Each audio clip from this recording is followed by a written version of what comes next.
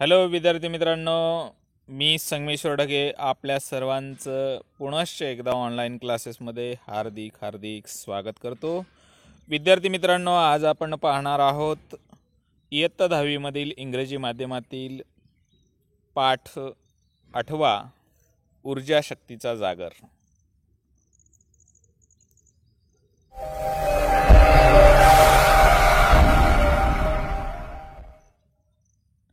विद्यार्थी मित्रांनो, पाठाला आपण या ठिकाणी सुरुवात करू। पाठ आहे ऊर्जा शक्तीचा जागर। यामध्ये याचे लेखक आहेत डॉक्टर रघुनाथ माशेलकर। हे अत्यंत प्रसिद्ध असे लेखक, त्याचबरोबर सायंटिस्ट आहेत। डॉक्टर रघुनाथ माशेलकर यांनी वेगवेगळी पदे भूषविलेली आहेत। या ठिकाणी आपण पाठाचा परिचय पाहूयात। पाठाचा परिचय या ठिकाणी ऊर्जा शक्तीचा जागर डॉक्टर रघुनाथ माशेलकर, आंतरराष्ट्रीय ख्यातीचे ज्येष्ठ वैज्ञानिक, ग्लोबल रिसर्च अलायन्सचे अध्यक्ष, रॉयल सोसायटी लंडनचे फेलो, वैज्ञानिक व औद्योगिक संशोधन संस्थेचे CSIRचे अध्यक्ष। या नात्याने संस्थेच्या कार्याची व्याप्ती वाढवण्यात त्यांचं मोलाचं योगदान आहे। पद्मविभूषण या पुरस्काराने सन्मानित, त्यांची शोध नव्या भारताचा, पंचशील, नव्या युगाचे, टाइमलेस इन्स्पिरेटर, तिलक इन अबर टाइम्स, रिझर्मेंटिव्ह इंडिया इत्यादी पुस्तकं त्यांनी प्रकाशित केलेली आहेत। भारतातील मूलभूत प्रश्न सोडवण्यासाठी बौद्धिक क्षमतेच्या आधारावर ज्ञानाचे अर्थपूर्ण नियोजन करणारे डॉक्टर माशेलकर आघाडीचे भारतीय शास्त्रज्ञ आहेत। प्रचंड कष्ट करण्याची त्यांची वृत्ती, सकारात्मकता, शिस्त, संशोधक वृत्ती, नेतृत्वगुण व प्रखर देशनिष्ठा हे त्यांच्या व्यक्तिमत्वाचं विलोभनीय पैलू म्हणजेच त्यांचे अंग आहेत। प्रस्तुत पाठामध्ये विद्यार्थी मित्रांनो, लेखकाने त्यांच्या विद्यार्थी दशेतील आठवणी सांगितलेल्या आहेत। लहानपणीच पित्याचं छत्र हरपलेल्या माशेलकरांना त्यांच्या आईनं अत्यंत प्रतिकूल परिस्थितीतून जिद्दीनं शिक्षण घेण्यास कशा पद्धतीनं प्रवृत्त केलेलं आहे याचं वर्णन या पाठामध्ये या ठिकाणी केलेलं आहे। तर आपण या ठिकाणी पाठाला आता सुरुवात करणार आहोत। शाळा आणि शिक्षक असा विषय निघाला की माझी आई मुंबईतील शाळा आणि शालेय जीवनातील शिक्षकांची आठवण येते।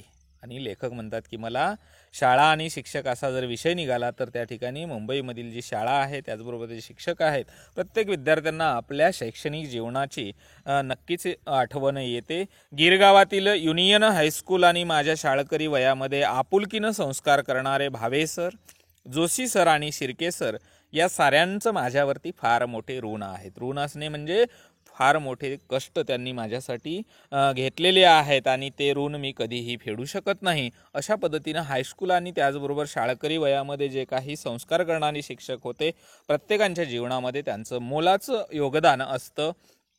पण त्याचवेळी हेही सांगितलं पाहिजे की या शाळेची आणि या संस्कार देणाऱ्या शिक्षकांशी माझा जो संपर्क आला तो जिच्यामुळे आला ती माझी म्हणजे परमप्रिय आई। प्रत्येकांची आई ही पहिली शिक्षिका म्हणायला हरकत नाही। त्याचबरोबर माझे मामा यांचे ऋण मी कसे व्यक्त करणार। आई हीच प्रत्येक मुलाची पहिली शिक्षक असते। माझ्या बाबतीत तर आई ही माझी केवळ शिक्षक नव्हती तर माझे सर्वस्व होती। म्हणजे या ठिकाणी लेखकांना म्हणायचं आहे की माझी जी आई आहे ही माझी प्रथम शिक्षिका तर आहेच, प्रत्येकांची आहे, मात्र माझ्या बाबतीमध्ये आई ही माझी केवळ शिक्षक नव्हती तर माझं सर्वस्व होती। आमचे मूळ गाव दक्षिण गोव्यातील माशेल नावाचं हे त्यांचं दक्षिण गोव्यामध्ये असलं मूळ गाव आहे। माझे बालपण तिथंच गेलेलं आहे असं ते म्हणतात। माझे मामाही याच गावातले, म्हणजे त्याच गावामध्ये त्यांच्या आईचा विवाह करून देण्यात आलेला होता। तिथल्या एका मैदानावर खेळल्याच्या आणि पिंपळकट्ट्यावर बसून निवांतपणा अनुभवल्याच्या पुसटशा आठवणी माझ्या मनामध्ये अधूनमधून वाऱ्याच्या लहरीसारख्या येत असतात। माझ्या वयाच्या 6व्या वर्षी माझे वडील वारले आणि आम्हाला उदरनिर्वाहासाठी आमचं माशेल हे जे गाव आहे हे गाव सोडून द्यावं लागलं। मी आणि माझी आई मुंबईमध्ये येऊन पोहोचलो। अशा पद्धतीनं दक्षिण गोव्यामध्ये माशेलकरांचं माशेल हे गाव आहे. त्यांचं बालपण त्याच ठिकाणी गेलेले आहे. त्याचबरोबर मामा ते त्याच गावचे आहेत. तिथल्या एका मैदानावर खेळल्याच्या पिंपळकट्ट्यावर बसून निवांतपणे अनुभवल्याच्या काही आठवणी त्यांनी अधूनमधून लहरीसारख्या त्यांना येत होत्या. 6व्या वर्षी त्यांचे वडील काय झालेले आहेत, वारलेले आहेत, म्हणजेच मृत्युमुखी पावलेले आहेत. त्यामुळे त्यांना जो उदरनिर्वाह करणारे वडील गेले, त्यामुळे त्यांना उदरनिर्वाहासाठी त्यांना ते गाव आता काय करावं लागलेलं होतं, सोडावं लागलेलं होतं. म्हणजे नक्कीच ते तिथून निघून गेलेले आहेत. उदरनिर्वाह म्हणजे त्यांना जे काही जगण्यासाठी, जीवन जगण्यासाठी जी काही उदरनिर्वाहासाठी जी काही पैसा लागतो, त्याचबरोबर ज्या काही गोष्टी लागतात त्या तेथे पुरेनाशा झाल्या आणि त्यामुळं त्यांना त्या ठिकाणी रोजगाराची संधी नव्हती. त्याचबरोबर लेखक माशेलकरांचं शिक्षण हे त्या ठिकाणी होऊ शकत नव्हतं. यासाठी त्यांच्या आईनं काय केलेलं आहे, त्या ठिकाणी लेखकांना घेऊन, म्हणजेच त्यांच्या मुलाला घेऊन, माशेलकरांना घेऊन ती मुंबईमध्ये येऊन पोहोचलेली आहे. विद्यार्थी मित्रांनो, प्रत्येकाच्या जीवनामध्ये वेगवेगळे अनुभव येत असतात, वेगवेगळ्या गोष्टी या घडत असतात. तशाच पद्धतीनं या ठिकाणी माशेलकरांच्या जीवनामध्ये त्यांच्या जे वडिलांचं जे छत्र असतं अत्यंत महत्त्वाचं असतं, ते छत्र त्या ठिकाणी वयाच्या 6व्या वर्षी, म्हणजेच जवळपास ते 1लीला 2रीला असते वेळेसच ते मृत्युमुखी पावलेले आहेत. आणि विचार करा की जेव्हा वडिलांचं छत्र हरवतं तेव्हा नक्कीच त्या ठिकाणी खूप कष्टमय जीवन, त्याचबरोबर जो आधार असतो तो मुख्य आधार त्यांचा हरपलेला होता. त्याचबरोबर त्यांची आई ही अडाणी होती आणि अडाणी असताना सुद्धा ती त्या ठिकाणी त्याला धीर देते, मुलाला शिकवते. गिरगावातील खेतवाडीतील देशमुख गल्लीमध्ये मालती निवासातील पहिल्या माळ्यावर छोट्याशा खोल्यांमध्ये आम्ही मायलेक राहत होतो. मालती निवासातील पहिल्या माळ्यावर म्हणजे पहिल्या मजल्यावरती छोट्याशा खोल्यामध्ये मायलेक म्हणजे आई आणि माशेलकर राहत होते. आर्थिक परिस्थिती पूर्णपणे खालावलेली होती, पूर्णपणे बिकट परिस्थिती होती. दारिद्र्याशी संघर्ष करणारी माझी अल्पशिक्षित आई आणि शिक्षणासाठी आसुसलेला पण कोणतीच फी भरणे शक्य नसल्याने शाळेत कसा जाऊ असे प्रश्नचिन्ह घेऊन वावरणारा मी. त्यावेळचं वातावरण हे असं होतं आणि आर्थिक परिस्थिती पूर्णपणे खालावलेली होती. घरामध्ये जेवणासाठी सुद्धा त्या ठिकाणी काही नव्हतं, एवढी बिकट परिस्थिती. त्याचबरोबर दारिद्र्याशी संघर्ष करणारी अल्पशिक्षित म्हणजे कमी शिकलेली आई, शिक्षणासाठी असुसलेली मात्र, पण कोणतीच फी भरणं तिच्यानं शक्य नव्हती. त्यामुळं लेखक म्हणतात की शाळेत कसा जाऊ असा प्रश्नचिन्ह घेऊन लेखक त्या ठिकाणी वावरणारे होते. हे असं वातावरण त्या ठिकाणी होतं. पण माझ्या आईनं धीर सोडला नाही, ती खचली नाही. वेगवेगळी कष्टाची कामं ती करत होती. त्यातच माशेलहून मुंबईत आलेले माझे मामाही मदतीला आले आणि त्याचबरोबर आईसोबत मामासुद्धा त्या ठिकाणी माशेलहून मुंबईमध्ये आलेले होते. ते सुद्धा त्या ठिकाणी मदत करायचे. त्यांच्यामुळे मला खेतवाडीतील प्राथमिक शाळेमध्ये प्रवेश मिळू शकला आणि मामामुळंच त्यांना ज्या ठिकाणी ते राहत होते त्या ठिकाणी खेतवाडीतील देशमुख गल्लीमध्ये एक शाळा होती, प्राथमिक शाळा, त्यामध्ये प्रवेश मिळू शकलेला आहे. ही शाळा महानगरपालिकेची होती.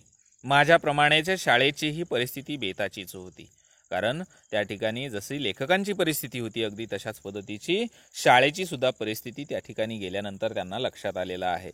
पण इथले शिक्षक मात्र मनानं खूप श्रीमंत होते. तेथील शिक्षक मात्र मनाने खूप श्रीमंत होते, जरी ते गरीब असतील तरी. पायात चप्पलही घालायला नव्हती अशा परिस्थितीमध्ये माझी शाळा सुरू होती.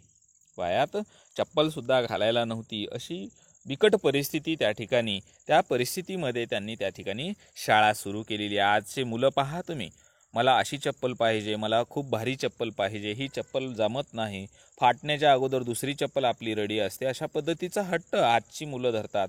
मात्र मागची जर काही 10 वर्षाचा जर काळ पाहिला तर त्यावेळेस खूप मोठ्या प्रमाणामध्ये बिकट परिस्थितीतून जावं लागायचं आणि त्यावेळेस मुलं हट्टसुद्धा धरायची नाहीत, कारण त्यांना जाणीव होती की आपली परिस्थिती खूप बिकट आहे. मात्र आजही तुम्ही तशा पद्धतीनं जर वागलात तर नक्कीच त्या परिस्थितीचा तुमच्या दैनंदिन जीवनावरती त्याचबरोबर भविष्यातील जीवनावरती बराचसा चांगला परिणाम होईल. आपण जो पालकांकडे हट्ट धरतो तो हट्ट धरायला नको आहे.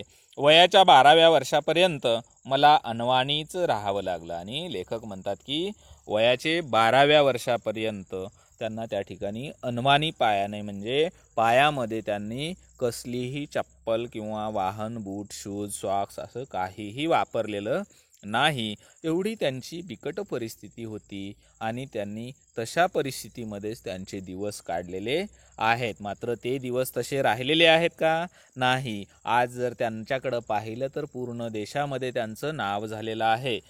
शालेय शिक्षण पूर्ण केल्यानंतर जेव्हा हायस्कूलमध्ये प्रवेश घेण्याची वेळ आली त्यावेळी तर आणखी एक मोठं संकट समोर आलं. त्यावेळची हायस्कूलची प्रवेश फी 21 रुपये होती. पण आमच्याजवळ एवढे पैसे कुठून येणार? प्रवेश फी भरणे शक्य नसल्यामुळे आता माझे शिक्षण थांबणार असे वाटू लागले. पण माझ्या आईने धीर सोडला नाही आणि पहा, त्यावेळेस जेव्हा त्यांचं शालेय शिक्षण पूर्ण झालं आणि हायस्कूलमध्ये जेव्हा ते प्रवेश घेण्याची त्यांना वेळ आली त्यावेळेस एक मोठं संकट त्यांच्यासमोर उभं राहिलं. ती म्हणजे त्यांची जी हायस्कूलची प्रवेश फी किती रुपये होती? 21 रुपये होती. ती आमच्याजवळ एवढे पैसे कुठून येणार? प्रवेश फी भरणं शक्य नसल्यामुळं त्या ठिकाणी शिक्षण थांबणार असं त्या ठिकाणी माशेलकरांना वाटू लागलं. पण माझ्या आईने धीर सोडला नाही. आजूबाजूच्या बिराडांतील काही कामं करून तिने पैसे जमवण्यास सुरुवात केली. बिराडांतील म्हणजे आजूबाजूच्या शेजारी असलेले जे काही गल्लीमध्ये असलेले जे काही मोठी व्यक्ती आहेत त्यांच्या घरामध्ये जाऊन तिने छोटी मोठी कामे त्या ठिकाणी करण्यास सुरुवात केली आणि पैसे जमवण्यास सुरुवात केली. त्याच वेळी तिच्या परिचयातील एक माऊली मदतीला धावली आणि माझ्या प्रवेश फीची व्यवस्था झाली. आणि त्याचवेळी तिच्या परिचयामध्ये आईच्या परिचयामधील एक माऊली म्हणजेच स्त्री मदतीला धावली आणि त्यांची जी प्रवेश फीची जी व्यवस्था होती ती व्यवस्था तिने केलेली आहे. पण तोपर्यंत गिरगावातील त्यावेळच्या नामांकित शाळांमधले प्रवेश बंद झाले होते. गिरगावामधील जे काही नामांकित शाळा होत्या त्या नामांकित शाळेतील प्रवेश त्या ठिकाणी काय झालेले आहेत? क्लोज झाले होते, बंद झाले होते. अखेर युनियन हायस्कूलमध्ये मला प्रवेश मिळाला आणि माध्यमिक शिक्षणाचा पुढील टप्पा सुरू झाला. अखेर युनियन हायस्कूलमध्ये त्यांना त्या ठिकाणी प्रवेश मिळाला आणि माध्यमिक शिक्षणाचा जो पुढचा टप्पा होता तो त्यांना त्या ठिकाणी त्याची सुरुवात झाली. अनेक अडचणीमधून मी जमेल तेवढा अभ्यास करत होतो, पण त्या छोट्याशा खोलीतील जागा अपुरी पडायची. आणि अनेक अडचणीमधून त्या ठिकाणी लेखक म्हणतात की जमेल तेवढा मी अभ्यास करत होतोच, पण ती जी छोटीशी खोली होती त्या छोट्याशा खोलीमध्ये हे दोघे राहायचे, आई आणि मुलगा. त्यामुळे त्या ठिकाणी खूप अडचणी त्यांना आलेल्या आहेत. अभ्यासाला पूरक वातावरण नव्हतं. पहा, अभ्यासाला आपण म्हणतो अभ्यासाला वातावरण नाहीये, खूप डिस्टर्ब होतो आहे, अशा पद्धतीची त्यांना सुद्धा त्यावेळेस याची उणीव भासत होती, कमीपणा भासत होता. मात्र त्याही वातावरणामध्ये मी जिद्दीने अभ्यास करत राहिलो आणि परीक्षेत चांगलं यश मिळत गेलं. या युनियन हायस्कूलमधले शिक्षक त्यांची सेवाभावी वृत्ती विद्यार्थ्यांना शिकवताना त्यामध्ये त्यांचे स्वतःला झुकून देणे आणि निरपेक्ष भावनेने केलेले मार्गदर्शन यामुळे माझ्या केवळ शालेय अभ्यासाचाच पाया पक्का झाला असं नाही, तर आयुष्याचाच पाया पक्का झाला. शिक्षणाबद्दल एक आंतरिक ओढ वाटू लागली. पहा विद्यार्थी मित्रांनो, त्या ठिकाणी माशेलकरांना वातावरण नव्हतं, मात्र त्यांची जिद्द होती की मला शिकायचं आहे, परीक्षेमध्ये चांगलं यश मिळवायचं आहे. आणि युनियन हायस्कूल जे होतं तेथील जे शिक्षक आहेत त्यांची जी वृत्ती आहे ती सेवाभावी वृत्ती, म्हणजे सतत विद्यार्थ्यांना जी अडचण आहे ती अडचण भागवणे, त्याचबरोबर अडचणीमध्ये समाधान कशा पद्धतीनं त्याला मिळवून द्यायचं आहे, जी काही अडचण असेल ती अडचण दूर करणे, विद्यार्थ्यांना शिकवताना त्यांचे जे काही स्वतःला झुकून देणं होतं. म्हणजे आपण म्हणतो पहा, पॅरेंटच्या नंतर जर कोण त्याचा हे असेल महत्त्वाचा मार्गदर्शक तर तो शिक्षक असतो. आणि शिक्षक निरपेक्ष भावनेनं मार्गदर्शन करत असतात. हे त्या ठिकाणी आयुष्याचा पाया त्यांचा त्या ठिकाणी पक्का झाला. आणि शिक्षणाबद्दल त्यांना एक वेगळी आंतरिक ओढ वाढू लागली. आमच्या हायस्कूलमध्ये दर शनिवारी चाचणी परीक्षा घेण्यात येत असे. आमचं हायस्कूलही गरीब होतं, त्यामुळं उत्तरपत्रिका घरून न्यावी लागायची. त्यावेळी तिची किंमत फक्त 3 पैसे असायची. आपल्याला कदाचित पटणार नाही, पण तेव्हा दर आठवड्याला हे 3 पैसे उभे करताना देखील माझ्या आईच्या डोळ्यामध्ये पाणी उभं राहायचं. आजही हे आठवलं की माझ्या अंगावर काटा उभा राहतो. तिने माझ्यासाठी प्रचंड कष्ट केले, पडेल ते काम केलं. काँग्रेस हाऊसजवळ काही काम मिळणार आहे असं समजल्यानं एकदा ती तिकडं गेली. रांगेमध्ये उभी राहिली तशीच ताटकळत. पहा, या ठिकाणी दर शनिवारी हायस्कूलमध्ये चाचणी परीक्षा असायची आणि एवढं हायस्कूलसुद्धा गरीब होतं की त्या ठिकाणी उत्तरपत्रिका त्यांना शाळेमधून मिळत नव्हती, तर ती त्यांना स्वतःला आणावी लागायची आणि त्यासाठी फक्त दर आठवड्याला 3 पैसे जमवावे लागायचे. ते सुद्धा त्या ठिकाणी त्यांना मिळत नव्हते. हे तुम्हाला कदाचित पटणार नाही, मात्र आजच्या परिस्थितीमध्ये प्रत्येकाकडे पैसा झालेला आहे. प्रत्येकजण श्रीमंतीकडे ओढ घेत आहे. पैसा जास्त आहे आणि काम कमी आहे. मात्र त्यावेळेस काम खूप होतं, मात्र पैसा कमी मिळायचा. अशा परिस्थितीमध्ये त्या ठिकाणी ते शिकलेले आहेत. तिला सांगण्यात आलं की फक्त 3री किंवा त्यापेक्षा अधिक शिकलेल्यांनाच काम दिलं जाईल. आई जेव्हा त्या ठिकाणी इंटरव्ह्यूसाठी गेलेली आहे तेव्हा त्यांना कळालेलं आहे की 3री किंवा त्यापेक्षा जर जास्त शिकलेले असाल तरच तुम्हाला काम मिळेल. हे ऐकून अर्थातच ती नाराज झाली. घराकडं मागं फिरली. त्याच वेळी तिनं ठरवलं की माझ्या मुलाला खूप शिकवीन, कारण शिक्षणाशिवाय या जगामध्ये मान नाही. आणि त्या ठिकाणी माशेलकरांच्या आईला काम मिळालेलं नाही, कारण तिथे 3री किंवा त्यापेक्षा जर जास्त शिकलेलं असेल तरच त्या ठिकाणी नोकरी दिली जाणार होती. म्हणजे तिला लक्षात आलं की शिक्षणाचं महत्त्व हे खूप आहे. शिक्षणाशिवाय या जगामध्ये मान नाही. तिनं प्रत्यक्षात केलंही तसंच. माझ्यासाठी तिनं घेतलेले कष्ट मी कोणत्या शब्दातून सांगू. पाठकोरे लिहून उरलेले कागद ती एकत्र जमवायची आणि त्याच्या वह्या करून द्यायची. अखंड पेन्सिल मला मिळणं अवघड होतं, त्यामुळं जेमतेम हातात धरता येईल अशा पेन्सिलनेच लिहावं लागे. पहा, तिनं प्रत्यक्षात तसं केलंही. त्याचबरोबर माझ्यासाठी तिनं घेतलेले जे कष्ट आहेत हे शब्दामधून मी सांगू शकत नाही. पाठकोरे लिहून उरलेले जे कागद आहेत ती एकत्र जमवायची. म्हणजे इतरांनी लिहिलेले जे काही कागद आहेत ती कागद एका बाजूनं जरी लिहिलं असेल तर दुसऱ्या बाजूनं आपला मुलगा लिहील, यासाठी तशा पद्धतीची कागद ती जमवायची. त्याच्या ती वह्या करून द्यायची. अखंड पेन्सिल तिला कधीही देता आली नाही. लेखकांना मिळणं अवघड होतं, त्यासाठी हातात जेमतेम धरता येईल म्हणजे दुसऱ्यांनी वापरून जी शेवटी राहिलेली जी टाकून दिलेली पेन्सिल, त्या पेन्सिलनं त्यांना लिहावं लागे. याच हायस्कूलमध्ये मला भावे सर भेटले. ते आम्हाला भौतिकशास्त्र शिकवत. विज्ञानातील हा विषय शिकवताना त्यांनी केवळ शास्त्र शिकवलं नाही, तर त्या विषयाची गोडी लावली आणि त्याचबरोबर जीवनाचं फार मोठं तत्त्वज्ञान शिकवलं. आणि याच हायस्कूलमध्ये जे मिळालेले शिक्षक आहेत ते आहेत भावे सर.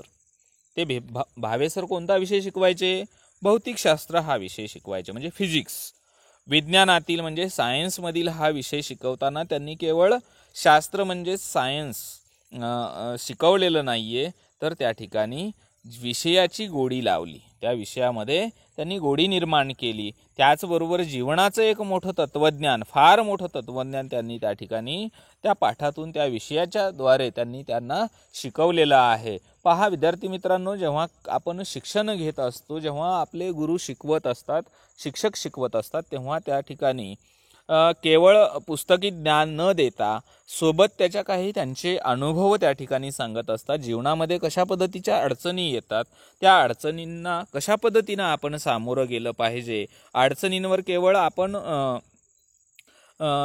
रडत न बसता त्या ठिकाणी त्यावरती मात दिली पाहिजे, त्यावरती काहीतरी उपाययोजना करून आपण पुढं गेलं पाहिजे.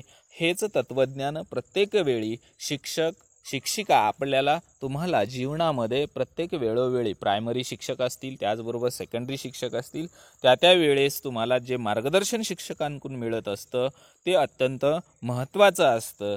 मात्र त्याचबरोबर पालकसुद्धा तुम्हाला वेळोवेळी चांगल्या गोष्टी सांगायला लागतात, मात्र त्या तुम्हाला पटत नाहीत, कारण ते तुमचं वय असतं खेळण्याचं. मात्र ते खेळत असतानासुद्धा किंवा खोड्या करत असतानासुद्धा त्यांचे जे अनुभव आहेत, जे की त्यांनी अगोदरचे जीवन जगलेलं असतं, त्या जीवनामध्ये घडलेल्या त्यांच्या ज्या काही चुकीच्या गोष्टी आहेत, त्या चुकीच्या गोष्टी आपल्याकडून घडू नये यासाठी ते आपणाला नेहमी मार्गदर्शन करत असतात.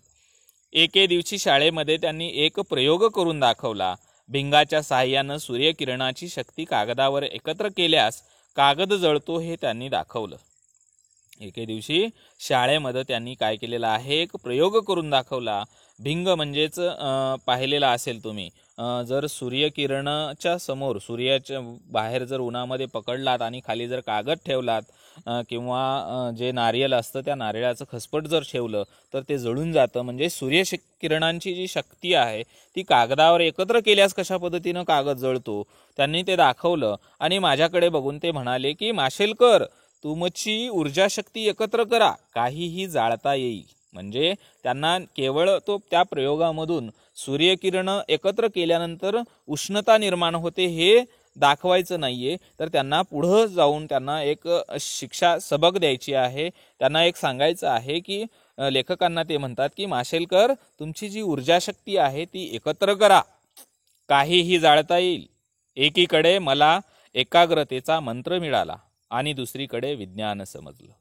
लेखक म्हणतात की मला एकीकडे एकाग्र झाल्यानंतर आपण काहीही करू शकतो हे त्यातून आम्हाला शिकायला मिळालं, त्याचबरोबर दुसरीकडून विज्ञान सुद्धा शिकायला मिळालं. अशा पद्धतीनं शिक्षक जेव्हा शिकवित असतात तेव्हा त्या पलीकडे जाऊन त्या कागदी शिक्षणापेक्षा किंवा पुस्तकी शिक्षणापेक्षा त्याच्या पुढे जाऊन जीवनामध्ये आपण त्याचा वापर कसा केला पाहिजे याचं ज्ञान सुद्धा आपण त्या ठिकाणी समजून घेतलं पाहिजे. आयुष्याचं फार मोठं तत्वज्ञान मला भावे सरांच्या या शिकवणीतून गवसलं. आयुष्याचं फार मोठं जे तत्वज्ञान आहे हे भावे सरांच्या या शिकवणीतून मला सापडलेलं आहे, गवसलेलं आहे, म्हणजे मिल गया. त्यांना मी कसा विसरू शकेन. भावे सरांप्रमाणेच माझ्या शालेय आणि पुढील शैक्षणिक जीवनामध्ये असे अनेक शिक्षक भेटले ज्यांनी की मला मोलाचा मार्गदर्शन केलेलं आहे. एक मोलाचं शिक्षण त्यांनी त्या ठिकाणी दिलेलं आहे. हे मी त्यांना कधीही विसरू शकत नाही. कसा विसरू शकतो असं त्या ठिकाणी ते म्हणतात. पुढील शैक्षणिक जीवनामध्ये जोशी सर, शिर्के सर, श्री मालेगाववाला या सर्वांनीच माझ्या व्यक्तिमत्वाच्या घडणीसाठी उत्तम अशा पद्धतीचं मार्गदर्शन केलेलं आहे, संस्कार केलेले आहेत. आयुष्याच्या उभारणीसाठी मला याच शाळेने आणि याच शिक्षकांनी भरपूर शिदोरी दिलेली आहे. आयुष्याच्या उभारणीसाठी मला या शाळेने त्याचबरोबर याच शिक्षकांनी भरपूर अशी शिदोरी म्हणजे जे काही त्यांनी शिक्षा दिलेली आहे त्यालाच आपण शिदोरी असं म्हटलेलं आहे. शिदोरी हा शब्द तुम्ही ऐकला असाल. दिवाळीला जेव्हा आपली बहीण येते किंवा आत्या येते तेव्हा त्यांना आपण काहीतरी त्यांच्या घरी जाते वेळेस घरून बनवून देतो, लाडू वगैरे वगैरे वगैरे, त्याला शिदोरी असं म्हटलं जातं. तशाच पद्धतीनं त्या शाळेमधून जेव्हा ते जात आहेत तेव्हा ही जी शिदोरी दिलेली आहे, ज्ञानरूपी शिदोरी, ही त्यांना मिळालेली आहे. संघर्षासाठी आत्मविश्वास मिळवून दिला. कुठे जर काही अडचण आली तर त्या ठिकाणी आत्मविश्वास जर आपला परिपक्व असेल, आत्मविश्वासाने जर आपण बळकट असू तर आपण संघर्ष करू शकतो. जगण्याचे भान दिले. आजही फिरून ते शाळेचे दिवस आठवताना एकीकडे प्रचंड दारिद्र्याचा सामना करतानाचे क्षण आठवतात आणि त्याच वेळी माझी आई, माझे शिक्षक, माझी शाळा हे माझे संस्कार केंद्र डोळ्यांसमोर उभे राहते. मी पुन्हा मनोमनी शाळेत जाऊ लागतो. आणि विद्यार्थी मित्रांनो, त्या ठिकाणी लेखक म्हणत आहेत की आजही फिरून ते शाळेचे जे दिवस आठवताना एकीकडे प्रचंड अशा दारिद्र्याचा सामना करतानाचे जे क्षण आहेत ते क्षण आठवताना त्या ठिकाणी दिसतात. त्याचबरोबर त्याच वेळी त्या कठीण परिस्थितीवर मात करणारी त्यांची आई त्याचबरोबर त्यांचे जे काही शिक्षक होते, मार्गदर्शक होते, त्याचबरोबर त्यांची जी शाळा होती, अत्यंत गरीब हालाकीच्या परिस्थितीतील शाळा, हे संस्कार देण्याचं जे केंद्र होतं, हे माझं संस्कार केंद्र आहे आणि ते संस्कार केंद्र आजही माझ्या डोळ्यासमोर उभं राहतं. नक्कीच त्या ठिकाणी डोळ्याला आनंदाश्रू आज ओघळायला लागतात. अशा पद्धतीनं त्यांनी त्यांच्या जीवनामध्ये जशा पद्धतीनं त्यांना शिक्षकांनी, त्याचबरोबर त्यांच्या आईंनी, त्यांच्या मामांनी केलेली जी काही त्यांच्यासाठीची जी तळमळ होती, त्यांच्यासाठी जे काही सहकार्य, त्यांच्यासाठी बनवण्यासाठी, त्यांना शिकवण्यासाठी जी कष्ट घेतले, त्या कष्टाचं सार्थक झालं असं ते त्या ठिकाणी शेवटी आपणाला सांगत आहेत. म्हणून सुद्धा हालाकीच्या परिस्थितीमध्ये कितीही जरी अडचण आली, पहा त्यांच्या वडिलांचं छत्र 6व्या वर्षी हरवलेलं होतं. आपणाला तर आईवडील आहेत, म्हणून प्रत्येक परिस्थितीमध्ये आपण त्या ठिकाणी कसल्याही पद्धतीनं खचून न जाता आपण पुढे गेलं पाहिजे. मी पुन्हा मनोमनी शाळेत जाऊ लागतो, आणि ते म्हणतात की मी पुन्हा हे सगळं आठवल्यानंतर शाळेत जाऊ लागतो. हा पाठ जो आहे, आठवणीतील शाळा आणि शिक्षक या पुस्तकातून घेतलेला आहे. विद्यार्थी मित्रांनो, नक्कीच तुम्हाला या ठिकाणी हा जो पाठ मी शिकवलेला आहे, हा पाठ तुम्हाला या ठिकाणी समजलेला असेल असं मला वाटतं. धन्यवाद.